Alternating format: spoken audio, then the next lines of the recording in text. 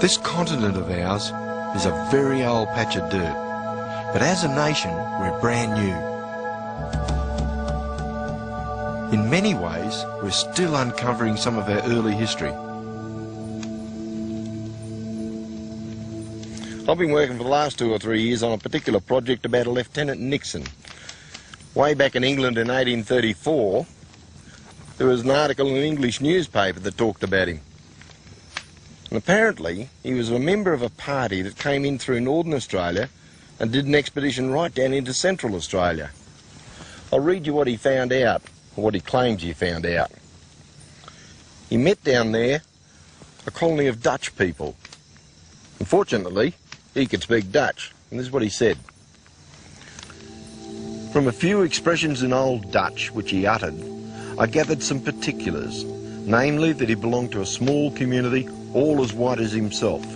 He said about 300, that they lived in houses enclosed all together within a great wall to defend them from the black men, that their fathers came there about 170 years ago from a distant land across the Great Sea. Now, if this is true, that means we've got white settlement in Australia over 100 years before the First Fleet.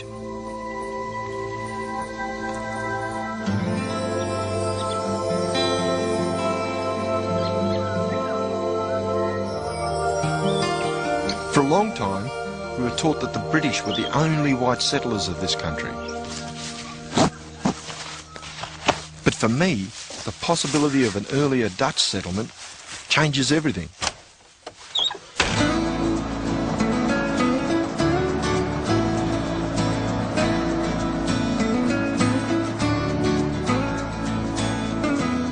What got me started was an article in this newspaper, the Leeds Mercury, dated 1834. It was the largest provincial newspaper in England and often published reports of geographical exploration. On January the 25th, this extract from Lieutenant Nixon's journal appeared. Nixon's alleged discovery of a white colony was not on the northern shore, but 800 kilometres inland, near the middle of the Tanami Desert in the Northern Territory. For me, the article raises so many unanswered questions. Who was Lieutenant Nixon? And what happened to his journal, which has never been found?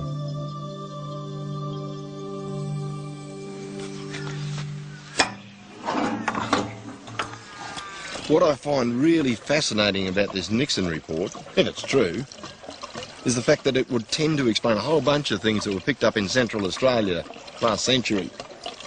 Things like John McDowell Stewart coming through there, and he encountered an Aboriginal who gave him a Masonic sign. And then he found a footprint that he reckoned was white guy. And Charles Winnicky, he was another explorer poking around there. He encountered one day an Aboriginal who gave him the word "ya" for yes. Strange stuff.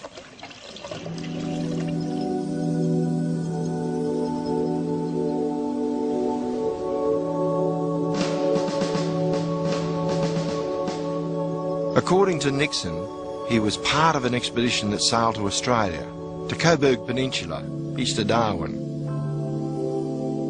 In Nixon's day, there was no Darwin, but for years the British government had been trying to set up a permanent base along the northern coast. At Raffles Bay in 1827, they built a small outpost called Fort Wellington. It was their second attempt at a northern port, but it didn't last long. When Nixon's party arrived here, on the 10th of April 1832, Fort Wellington had been deserted for 3 years. Out there in the bay would have been the big ship which had just arrived from Singapore, and the men would have been ferried up this little cutting here, This cutting was put here because this is the site of the old abandoned Fort Wellington. And they cut it in there so that the boats could beach themselves and the stores could be unloaded. Nixon's mob would have used it as well.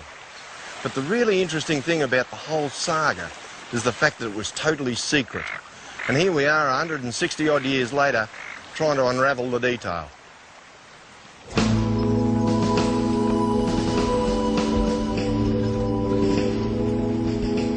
The task of the expedition was to look for commercial and geographical possibilities. In other words, anything that could bring fame or fortune. Unfortunately, we don't even know who was in command or how many men were involved.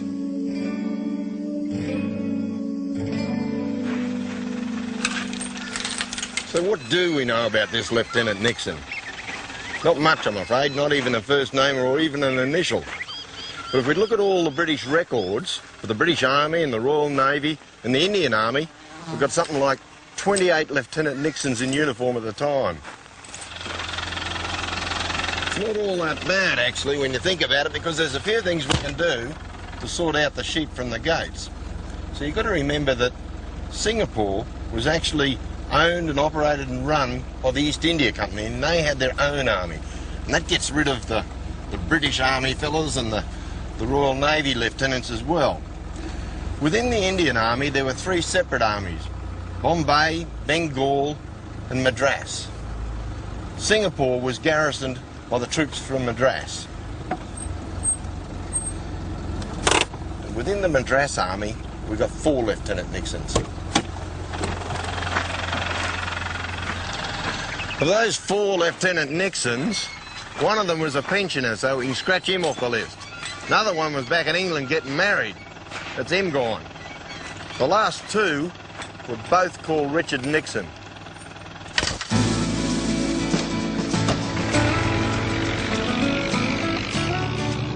Whichever Nixon it was, his expedition would have skirted the Arnhem Land Escarpment and headed into the dry interior of the territory.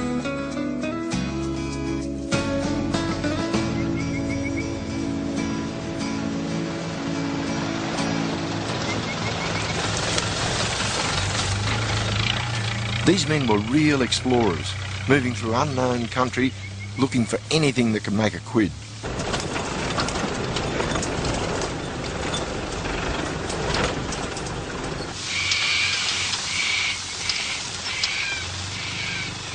I'm searching for evidence of Nixon's expedition. Just up ahead here, there's a junction of 2 creeks, which I reckon's worth having a look at. But on the way, I'll just show you something.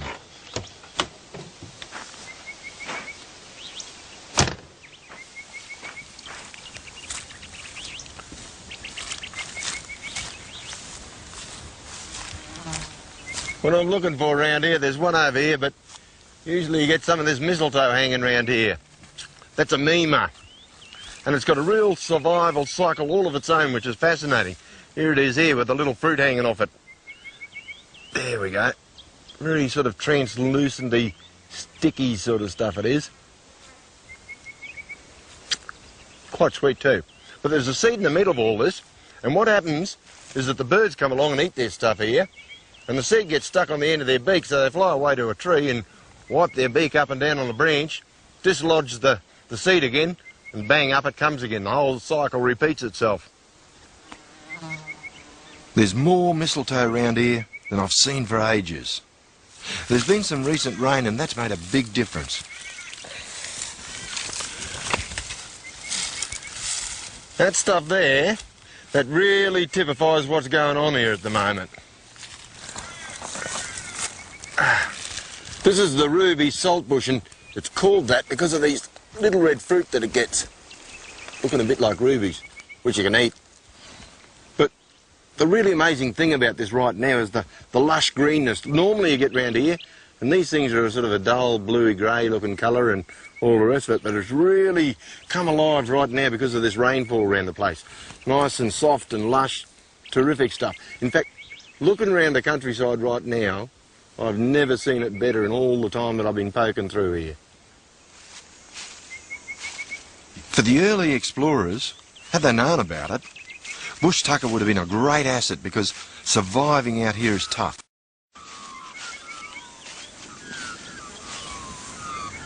You find some funny marks on trees around the place. I think this one here is natural, but 140 years ago, the explorer Augustus Gregory came through and he came to this spot here, junction of two creeks. And what he found here was absolutely amazing. He found the remains of a large camp. Trees like this had all been cut down and ridge poles erected and all that sort of thing. It was pretty old. It was about 8 years old, he reckoned. I don't know, I think it might have been a little bit older than that. He looked around the camp, trying to find whose camp it might be, who carved their initials in the side. People like Leichhardt, for instance, did that all the time with all their camps. He looked for animal bones, because people like Leichhardt carted bullocks with them. Couldn't find anything, nothing at all. But he still figured that, well, Leichhardt's the only person who's been through here. Has to be his camp, because no one else had been operating in the area.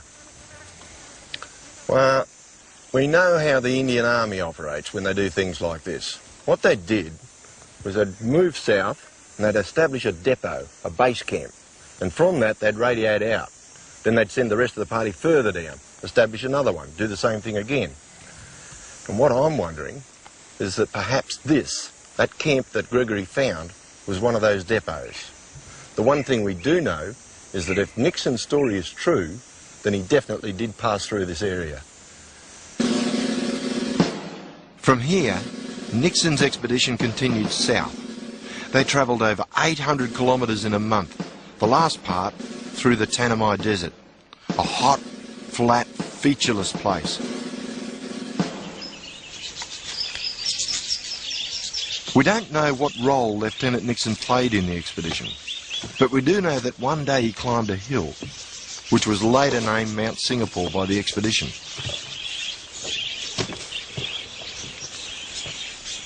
I suspect he was up there to get a reading of latitude and longitude, using a sextant. But when he looked to the south, he made a remarkable discovery.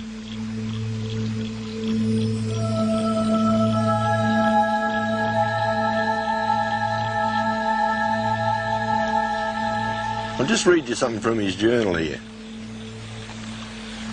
May the 15th, 1832. On reaching the summit of the hill, no words can express the astonishment I felt at the magical change of scenery. After having travelled for so many days over nothing but barren hills and parching plains and having to dig for water every day, I saw below me a low and level country through which a broad sheet of water extended. Nixon claims that he saw small boats gliding through a maze of narrow channels and people fishing with nets. On the opposite shore, he could see a cluster of houses in a grove of trees. He reckoned he'd discovered a settlement of 300 Dutch people in the middle of Australia. According to his journal, Nixon and his party stayed 8 days and learned about the history and lifestyle of his Dutch descendants. Nixon was the last European to ever see this community. No one knows what became of the Dutch, and the remains of their village have never been seen since.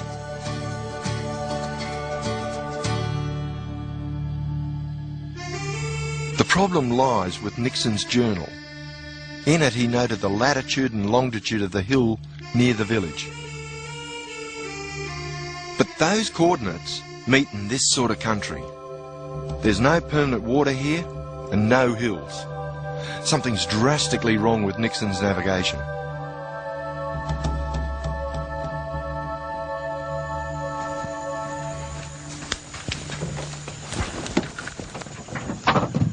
Lieutenant Nixon would have set his latitude using one of these things here. They're a sextant, and they were designed for use on board ship, where you always had a perfectly flat horizon no matter where you were in the world.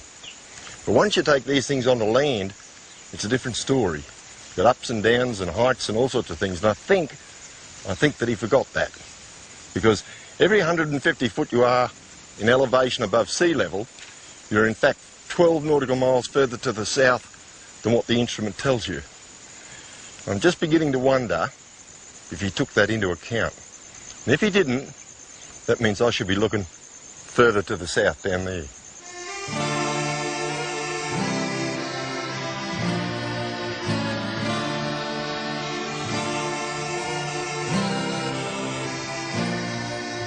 What fascinates me is that if a Dutch settlement did exist in this vast, lonely place, how on earth did they get there? Where did they come from?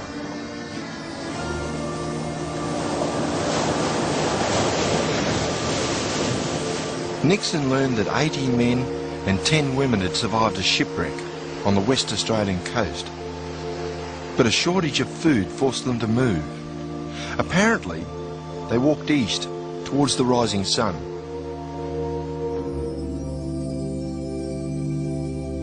In this part of the country, the only easy way inland is to follow the Fitzroy River. It forms a natural corridor between the rugged Kimberley and the Great Sandy Desert.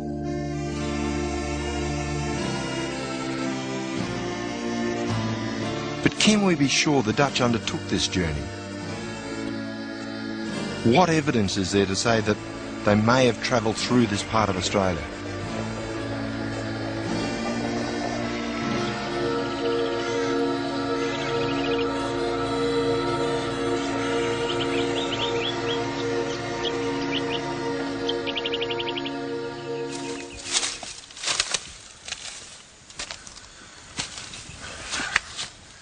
Have a go at this. You see something like this, and it's absolutely mind-boggling because clearly this is not Aboriginal.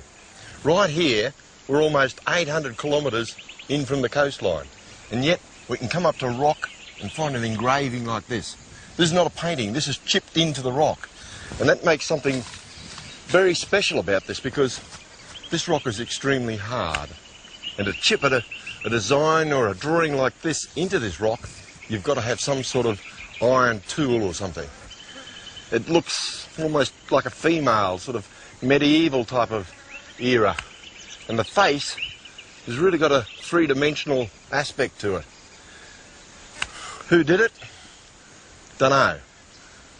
But maybe, just maybe, it could be Dutchmen walking inland.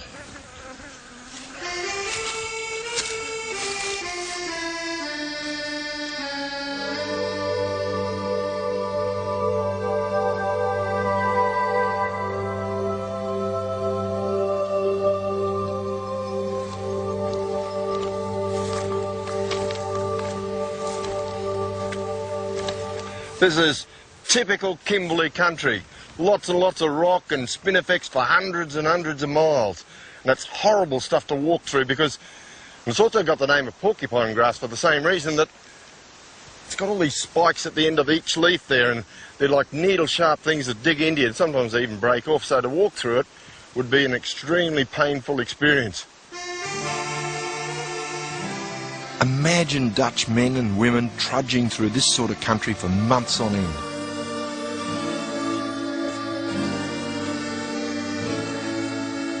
What baffles me is that if this story's true, why did the Dutch walk east over 1,000 kilometres into unknown country? They had no maps, their supplies were low, and water was scarce. Nixon was told many died along the way. Yet, despite these amazing odds, they apparently crossed a final ridge and followed the creek to the large stretch of water that Nixon saw from his Mount Singapore 170 years later. This little box of tricks here is what you call a GPS, a Global Positioning System. And basically what that does is it talks to satellites, lets me know where I am on the Earth's surface. Handy little bit of kit. Of course, I remember years and years ago when I was a digger in the Australian Army, we reckoned that the most dangerous weapon we had was an officer with a map and a compass. And of course, now we're trying to chase Nixon, who was a lieutenant in the Indian Army, and the position he gives us. And who's chasing him? A retired major in the Australian Army. Double jeopardy, that one, don't like your chances. Anyway, this is his latitude, and it goes all the way through, like this country here, flat, nothing, all the way across to the Stuart Highway. And there is no mountain in there. There's no Mount Singapore, there's no water, nothing. How do I know that? About 2 years ago, I flew all this country looking for it. Just like this, all the way across. Latitude-wise, I think we've got a bit of a problem. This is Nixon's latitude, 18 degrees 30. Either side of it, I've searched a huge area, 60 by 240 kilometres. But I've had no luck finding two specific things: a prominent hill near a large body of water. What I'm interested in now is the creek just to the south of it, around about the 19-degree mark. This one here, Wilson Creek. It's got a bit of permanent water in it, particularly on the eastern end, because there we've got a swamp. And that swamp is rather interesting. Got this here photograph here, taken back in 1972, and you can see that the sand dunes run east-west, but the swamp, the eastern end of it, finishes in a straight line that runs from the northwest to the southeast. It almost looks to me as if it's been dammed up or walled up or something like that. It's got a bit of an overflow that catches between the sand dunes and then carries on, but almost looks unnatural to me. I've also got another air photo taken way back in 1950, and it's still there then, so it hasn't been man-made in recent times anyway. Whatever it is, I reckon it's worth a good look.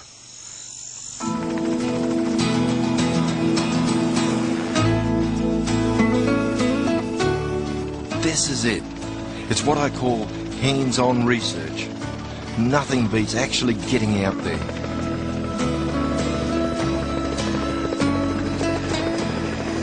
Of course, it's easy for me, exploring from the air, but I can't help thinking about Nixon and his party, pushing through this harsh country, constantly looking for water.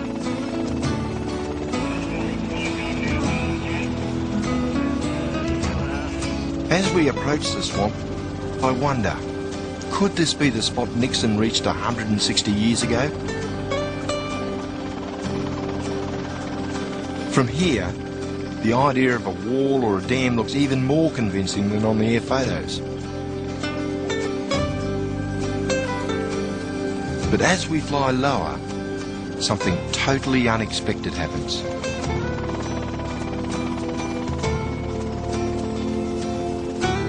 Well, there's that patch of dirt that I thought, on the air photography at least, looked a bit like a mound of earth, but as you can see, it's as flat as a pancake.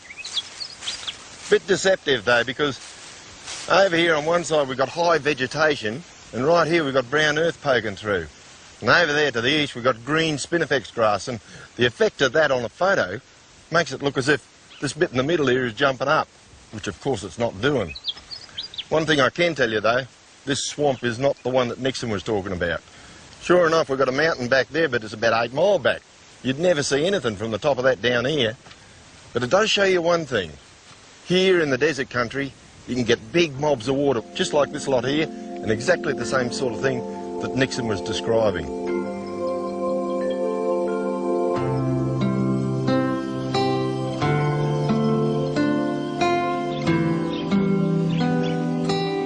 During my long search, I've learnt to deal with a lot of disappointment, and at times it's been a bit discouraging.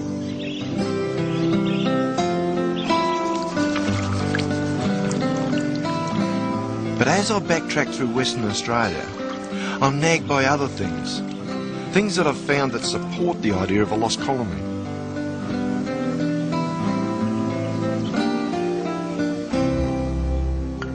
Nixon's latitude of 18 degrees 30 runs right through the country that belongs to the Warramunga tribe.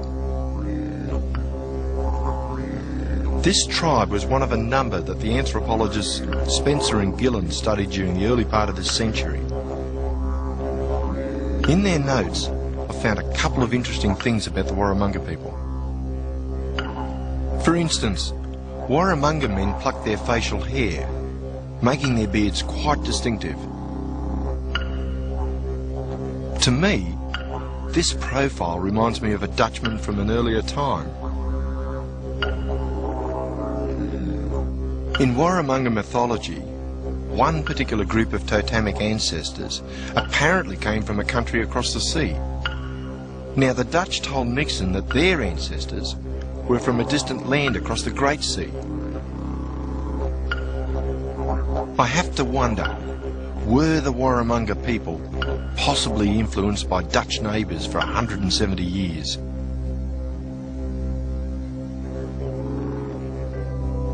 In 1851, This Dutch magazine published an article from a harbour master who'd been stationed at the port of Samarang in Java in the 1830s. He recalled a ship arriving from the north coast of Australia. Some of the passengers had travelled inland, where they'd met 300 Dutch people living in a totally primitive manner. I find it so frustrating that the article doesn't mention the name of the ship, how many passengers, or whether there was a Lieutenant Nixon on board.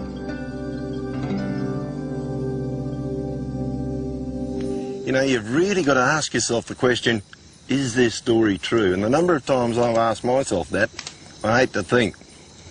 But when you read the extract from his journal, you can't help but be sucked in by it, but believe that it is true because the detail he's put in there, etc., makes it very, very realistic. And one of the things that I really find interesting is that in the beginning, when he first sees these Dutch people, he's very excited. He thinks it's terrific. It's a new civilization for him. But after staying there 8 days, all that's changed.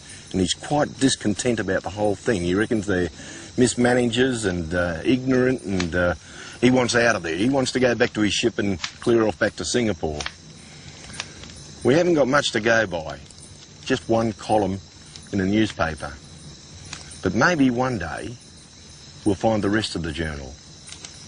And when that happens, we'll be away.